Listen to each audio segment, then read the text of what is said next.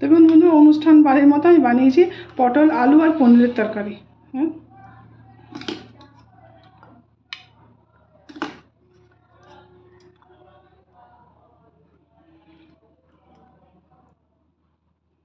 দেখুন বন্ধুরা, চলুন বানাই। দেখুন আমি পটলগুলোকে এভাবে কেটে নিয়েছি লম্বা লম্বা করে এভাবে, আর পনিরগুলোকে আমি বড় বড় করে কেটে নিয়েছি পটলের মতো। আলু কেটে নিয়েছি আর দিয়েছি কাজু একটু। আর আমি যেটা করবো দই, টক দই নিয়েছি। টক দইটা কিন্তু টাটকা দই, খুব বেশি টক দই নেবেন না।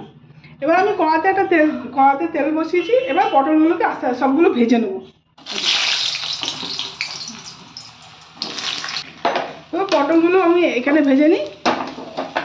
আর একটা কড়া বসিয়ে এতে আমি আলু আর পনিরটা এটা আমি ভেজে নেবো। ভাজা হোক, এদিকে আলু আর পটলটা ভেজে নেবো। তেল দিলাম, তেলটা গরম হোক। হ্যাঁ, এবার পনিরগুলোকে ভেজে নেব। পনিরগুলোকে এইভাবে আমি ভেজে তুলে নেব।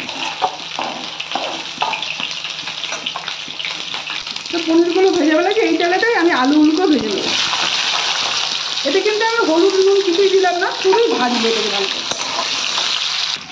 পটলগুলোকে আমি এভাবে লাল লাল করে ভেজে নিলাম। এবার এগুলোকে আমি সব তুলে দেবো।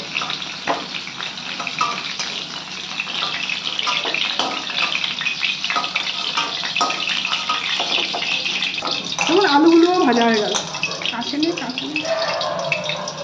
ভাজা হয়ে গেলো। এবার তুলে দিচ্ছি।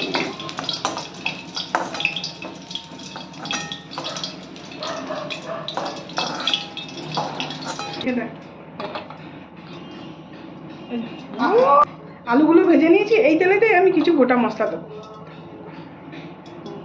জিরে নিয়েছি, গোটা গরম মশলা, শুকনো লঙ্কা, তেজপাতা, এলাচগুলোকে আমি একটু থেতো করে নিয়েছি। এবার সব একসঙ্গে দিয়ে দেবো।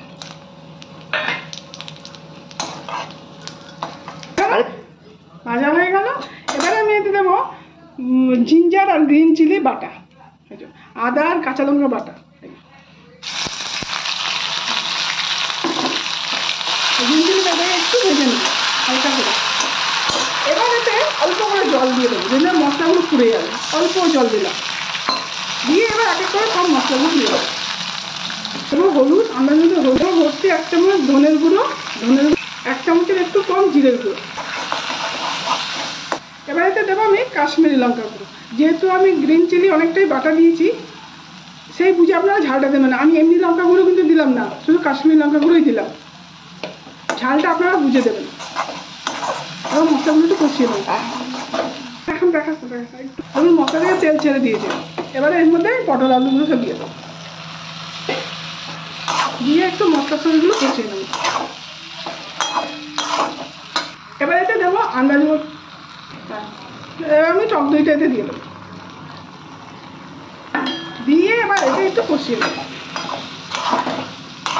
জল দিলাম না কিন্তু, গ্যাসের ফ্লেমটা একটু স্লো করে রেখেছি। এবার এটাকে আমি কষাবো। দেবো আন্দাজ মতো নুন, যেহেতু নিরামিষ তরকারি ওই জন্য দেবো অল্প করে চিনি। যেহেতু অনেকটা দই দিয়েছি,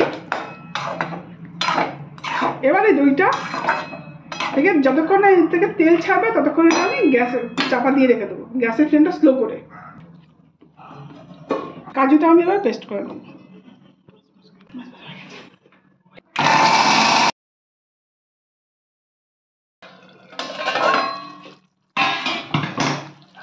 দেখুন দইটা থেকে তেল ছেড়ে দিয়েছে। এতে কিন্তু আমি জল ইউজ করলাম না, ওই দইয়ের জলেতেই হয়ে গেছে। তারপরে আলুগুলো সেদ্ধ হয়ে গেছে। এবার আমি এতে দিয়ে দেবো পনিরটা, আর দেবো কাজু যে পেস্ট করেছি, এই কাজু। এইটা কিন্তু একটু কষা কষা মাখামাখাই খেতে ভালো লাগে, যেহেতু নিরামিষ। এবার এর সময় ভালো করে মিশাবো। যদি মনে হয় একটু জল লাগবে, তাহলে যে কাজু বাটলেন ওইটার মধ্যে একটু ধুয়ে জল দিয়ে দেবো। যেটা দেবে এটা আমি ধুয়ে দিয়ে দিলাম একটু। এই পর্যায়ে আমি দিয়ে দেবো গরম মশলা। এরপরে দিয়ে দেবো গরম মশলা। গ্যাসের ফ্লেমটা আমি হাই করে দিলাম। এটা ফুটুক, মোটামুটি সব সেদ্ধ হয়ে গেছে। 5 মিনিট হলে হয়ে যাবে। সব একসঙ্গে মিশিয়ে দিলাম। দেখুন এটা ফুটছে। এই পর্যায়ে আমি 5 মিনিট গ্যাসের ফ্লেমটা একদম স্লো করে চাপা দেবো, ঠিক 5 মিনিট, তারপর নামিয়ে দেবো। দেখুন মনে হয় 5 মিনিট পর দিয়ে পনিরের তরকারি। এই পর্যায়ে আমি 1 চামচ ভর্তি করে ঘি দিয়ে দেবো।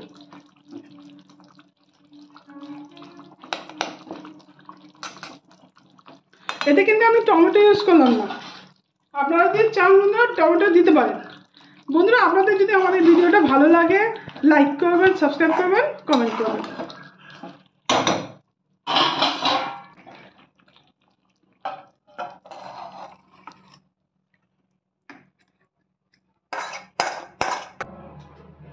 এই যে বন্ধুরা দেখুন হয়ে গেল আমার আলু পটল আর পনিরের তরকারি, নিরামিষ তরকারি। একদম টেস্টটা যেন অনুষ্ঠান বাড়িতে আমরা খাই ঠিক সেরকম টেস্ট হয়েছে। আপনারা আজকে বন্ধুরা এভাবে বানান, খান, যদি ভালো লাগে আমাকে কমেন্ট করবেন।